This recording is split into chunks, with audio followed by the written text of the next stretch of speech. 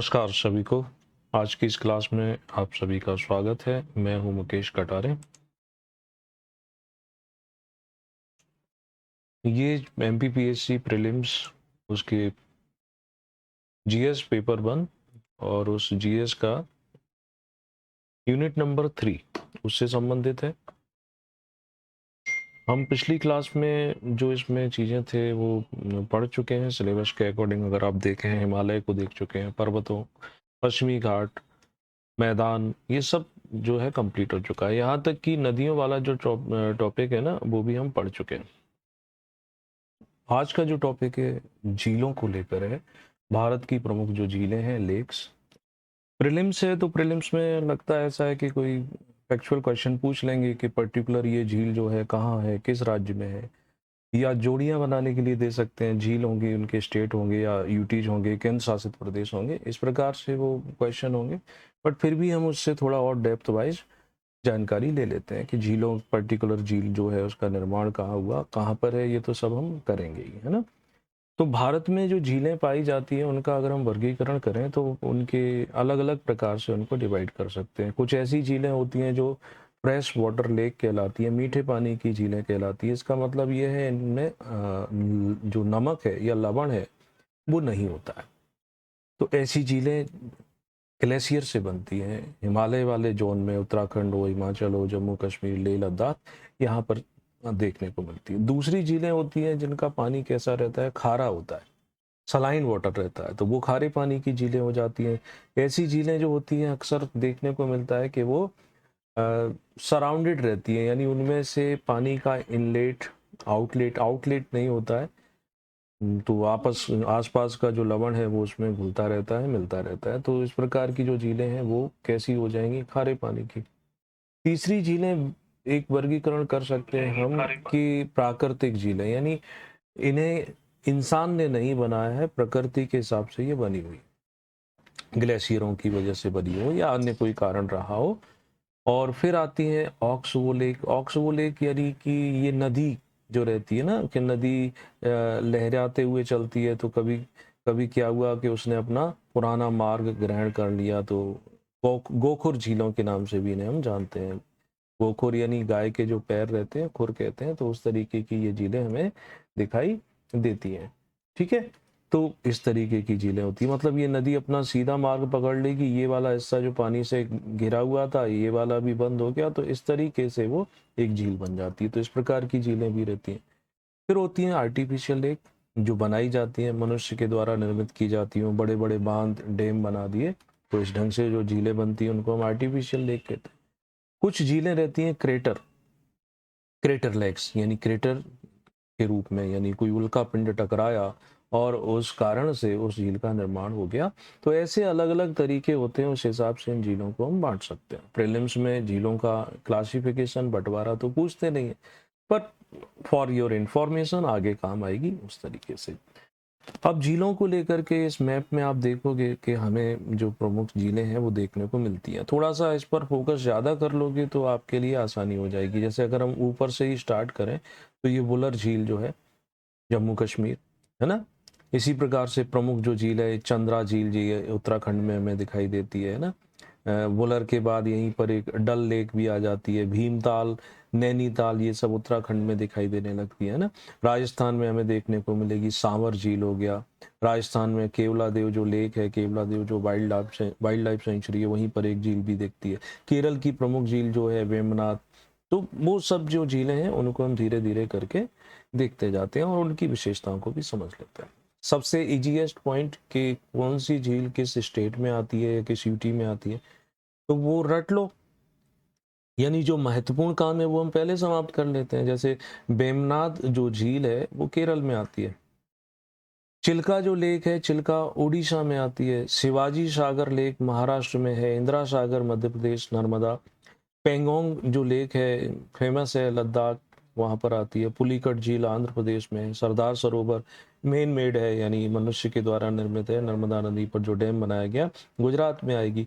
नागार्जुन सागर जो है ये तेलंगाना में है। लोकटक झील फेमस है, मणिपुर नॉर्थ ईस्ट में आती है। बुलर झील जम्मू कश्मीर हो जाती है।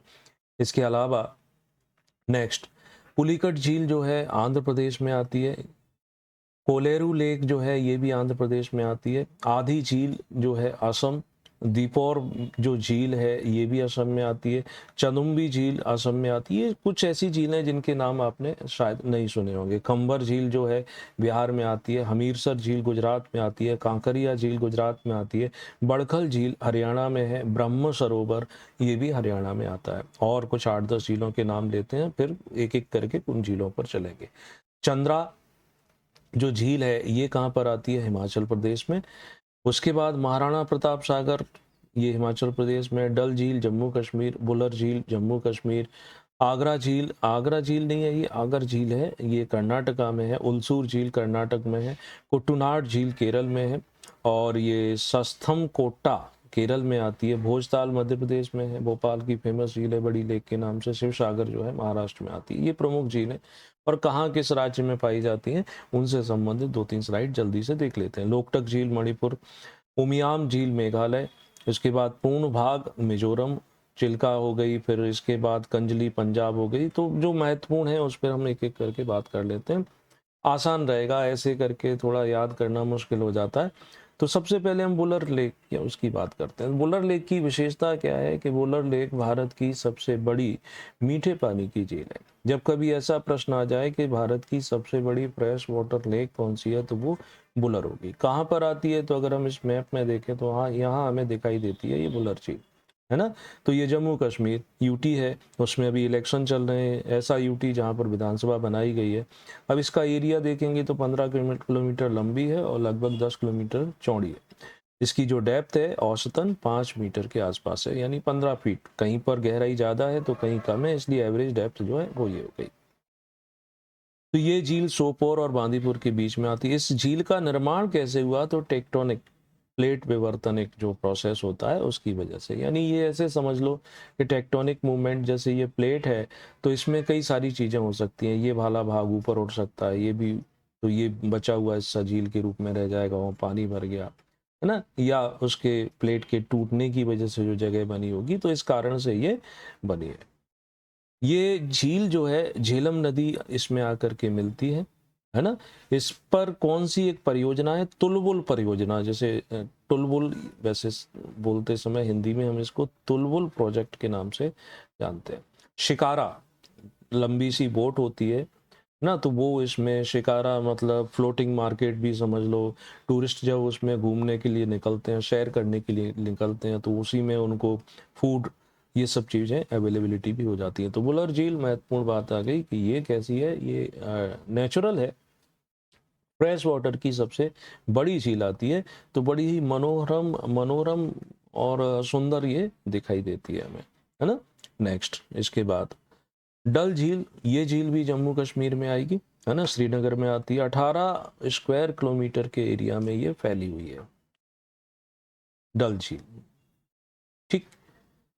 अब ये जो झील है इसको 4 भागों में बांटा गया है। एक है गगरीबल, दूसरी है लोकोत, तीसरी है बोध और चौथी है नाकिया। तो इस झील के किनारे चूंकि टूरिस्ट स्पॉट है, कई सारे गांव बने हुए हैं। यहाँ पर शालीमार बाग भी इसी के पास में आता है, कश्मीर का जो फेमस है। निशांत बाग है वो भी इसमें फेमस है। ये बैग नहीं, इसको बाग पढ़ेंगे। तो कई सारे यहाँ पर गार्डन है। इसमें भी शिकारा चलते हैं, है ना। इसमें डोंगी खेना, वाटर सर्फिंग, ये सब चीज़ें अवेलेबल रहती हैं। तो महत्वपूर्ण हो गया कि डल झील कैसी है, तो ये भी फ्रेश वाटर लेक है, यानी मीठे पानी की झील है। जम्मू कश्मीर में ये स्थित है, स्पेसिफिकली श्रीनगर।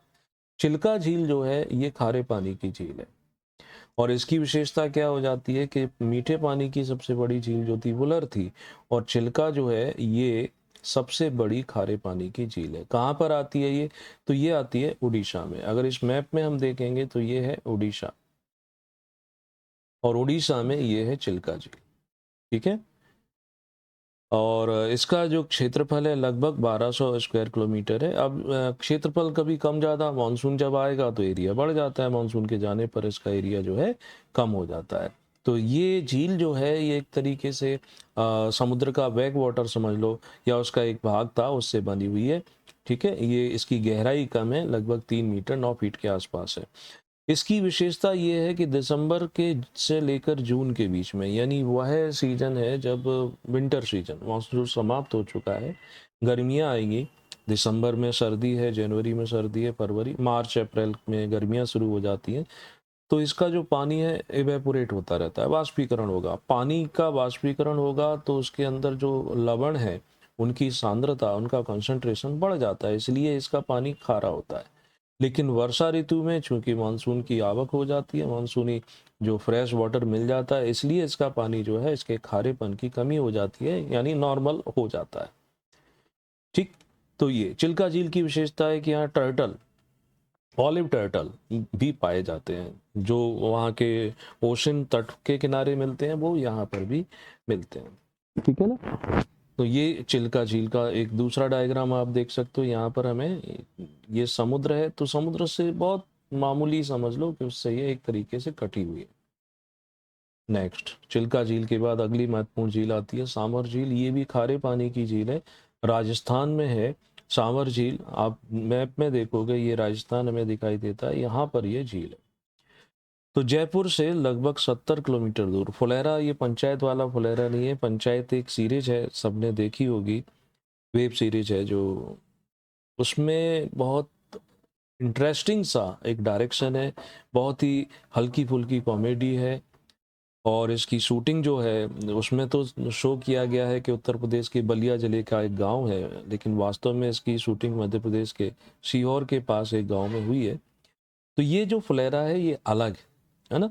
एक ही नाम से कई जगह स्टेट होते हैं, कई जगह चीज़ें होती हैं। ये कैसी है? ये खारे पानी की झील है, इससे नमक बनाया जाता है, और इसमें छोटी छोटी आसपास की जो बरसाती नदियां हैं वो आकर के मिल जाती हैं, चाहे वो खारी हो, खंडेला हो, मेड़ हो।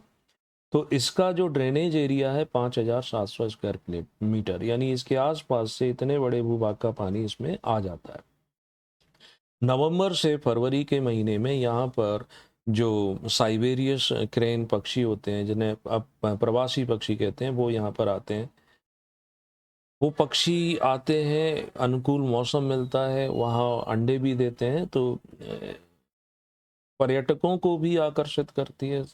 साथ ही साथ ये साइंटिस्ट के लिए भी एक अध्ययन का केंद्र बनाती है। सांवर झील महत्वपूर्ण रहेगा, कहाँ पर है, किस प्रकार की है, तो खारे पानी की झील। इसके बाद हम बात करेंगे कोलेरू झील। जो है कोलेरू झील, ये आंध्र प्रदेश में आती है ना। तो आप देखोगे कि आंध्र प्रदेश में यहाँ पर जो है ना, ये कोलेरू लेक बनी हुई है। तो ये कृष्णा और गोदावरी ने जो डेल्टा बनाते हैं, यानी नदी जब समुद्र में मिलती है तो उनके द्वारा डेल्टा बनाया जाता है, उसके बीच में आ जाती है। यहाँ पर रिसर्च की गई है तो पता चला कि 2 करोड़ के लगभग यहाँ पर पक्षी हैं, बर्ड्स हैं, कुछ भारत के और कुछ प्रवासी यानी दूसरे देशों से आते हैं। तो उनके लिए प्राकृतिक निवास स्थल है। अक्टूबर से लेके मार्च के बीच में साइबेरियाई और उत्तर अमेरिका के बर्फीले क्षेत्रों से कई सारे प्रकार के पक्षी यहाँ पर आते हैं, है ना। तो इस झील को भारतीय वन्य जीव संरक्षण अधिनियम के तहत वाइल्ड लाइफ सेंचुरी के रूप में डेवलप किया गया है, या उसके रूप में इसे नोटिफाइड किया गया है। ठीक, तो कोलेरू झील कहाँ पर आती है? कोलेरू झील है आंध्र प्रदेश में, पक्षियों का एक गढ़ है। नेक्स्ट है पुलिकट झील। पुलिकट झील जो है, ये देखने को हमें मिलेगी इस स्थान पर, आंध्र प्रदेश के उस पर बॉर्डर पर आती है।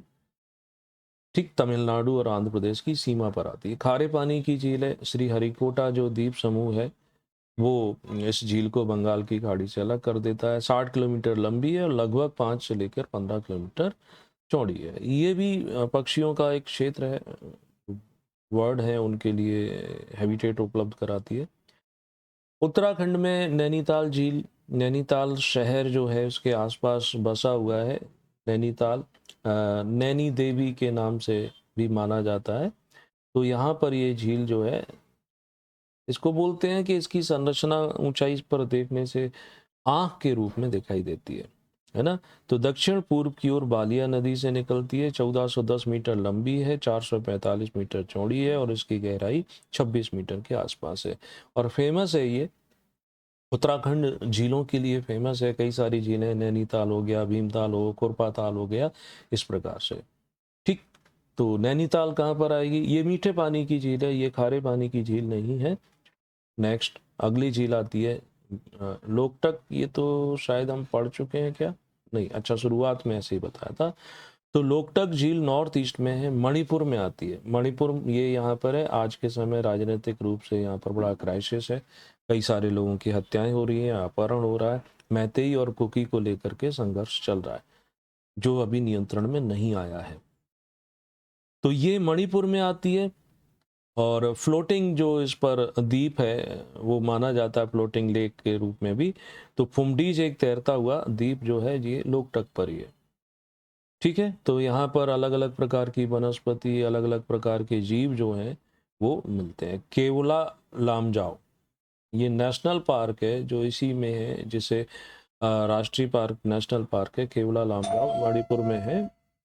केवला लामजाओ के बारे में बात कर रहे थे तो ये हो गया। इसके बाद आगे बढ़ते हैं। भीमताल, भीमताल जो है ये उत्तराखंड में आती है। नेचुरल झील है, काठगोदाम से लगभग 10 किलोमीटर की दूरी पर आती है ना। बाकी लंबाई चौड़ाई तो कभी पूछते नहीं है। भीमताल लोकेशन कहाँ है ये महत्वपूर्ण हो जाता है। मीठे पानी की झील है। अष्टामुदी, अष्टाईमुदी जो झील है ये केरल पर आती है। लेगून है, वेक वाटर लेक जिसे बोलते हैं, क्योंकि इसकी 8 ब्रांच हैं, 8 इसकी छोटी छोटी शाखाएं दिखाई देती हैं, इसलिए इसे अष्टामुदी के नाम से जानते हैं। नेक्स्ट, वेमनाथ फेमस है, केरल में प्रमुख है वेमनाथ। अगर आप देखोगे केरल, यहाँ पर ऊपर वेमनाथ, नीचे अष्टाईमुदी, है ना। तो ये केरल की सबसे बड़ी झील है। लेगून झील होती है। यहीं पर वेलिंगटन आइलैंड है। यहीं पर सबसे छोटा जो है नेशनल हाईवे NH-47 है। अब तो चूंकि नेशनल हाईवे के नाम थोड़े से चेंज हो गए हैं, नए नामकरण भी हो गए हैं, है ना।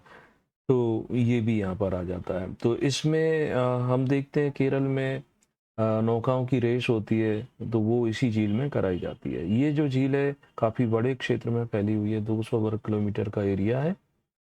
ठीक। तो इस झील में कई सारी नदियां आकर के मिल जाती हैं। पंबा और पेरियार जो है वो उसकी प्रमुख नदी होती हैं, वेमनाथ। अगला राजस्थान में झील है जिसे ढेबर झील भी कहते हैं। इसका दूसरा नाम जयसमंद झील भी कहते हैं। राजस्थान के लिए एक अच्छा मतलब एक पर्यटक स्थल है। उदयपुर से लगभग 45 किलोमीटर है ना। एरिया इसका आ जाता है 87 स्क्वायर किलोमीटर। ये झील जो है उदयपुर के राणा जयसिंह के द्वारा बनवाई गई थी। तो ये मानव निर्मित है। 1687 से 1691 के बीच में बनवाई गई थी, है ना। तो संगमरमर की चट्टानों से किनारे पर बांध बनाए गए हैं। इस कारण से ये 7 टापुओं वाली झील भी कहते हैं। राजस्थान में मीठे पानी की झील है जो आसपास के लोगों के लिए पीने के पानी का एक बड़ा स्रोत है। नेक्स्ट जो है वो टेबल जो आपको पहले बताई थी कि ये झील कहाँ पर है, तो वो याद कर लेना।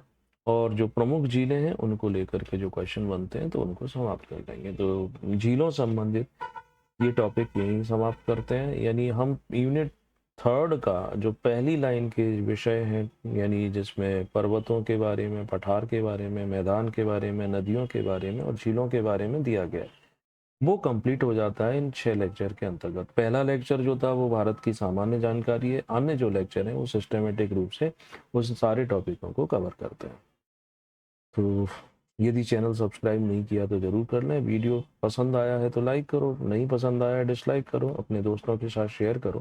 कोई डाउट है कमेंट कर सकते हो। फेसबुक, इंस्टाग्राम, टेलीग्राम इन पर अगर ज्वाइन करना चाहते हो तो इन सब के लिंक इस वीडियो के डिस्क्रिप्शन में, वहाँ जा कर के जा सकते हो।